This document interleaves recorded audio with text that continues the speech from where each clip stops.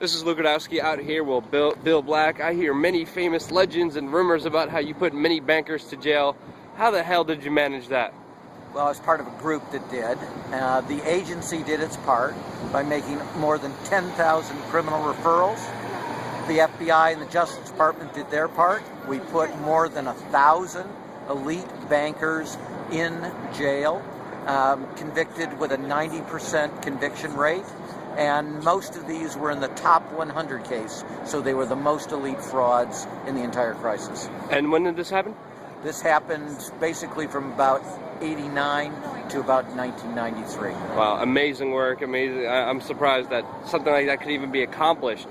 But if I could ask you your thoughts about this economic crisis that we're in right now, what do you personally think caused the troubles that we're in now? So first, this crisis is 70 times larger in terms of its losses. Second, it was driven by an even bigger wave of fraud than the savings and loan crisis. In the savings and loan crisis, they found that at the typical large failure, fraud was invariably present. Then we went through the whole Enron era. Those were all frauds as well.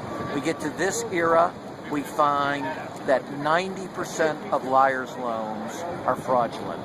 That liars' loans by 2006 are 1 out of every 3 loans made.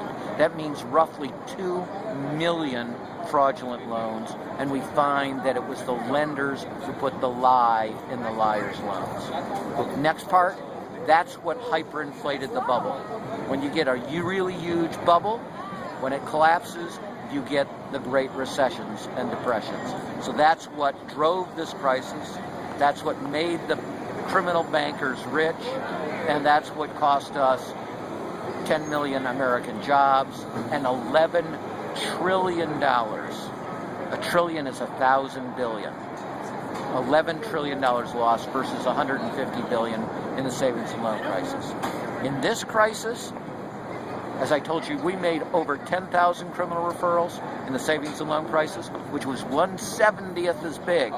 In this crisis, 0 criminal referrals by the same agency, therefore 0 convictions, and only as recently as 2007, 120 FBI agents nationwide supposed to deal with 4 million frauds, whereas we had 1,000 FBI agents just on the savings and loan crisis, which again was 1/70th the size.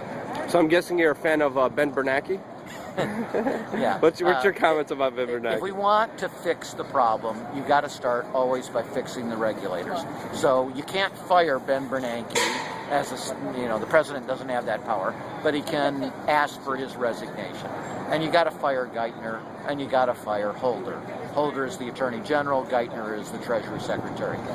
Bernanke and Geithner were promoted or re-upped because they were failures as financial regulators, and indeed they were the most abject failures as regulators in the history of regulation. I couldn't agree with you more, Bill Black. Thank you so much for all your work. Where can we find more of it? On New Economic Perspectives, which is the blog at the University of Missouri Kansas City Economics Department, which is one of about 4 heterodox departments left in the United States of America.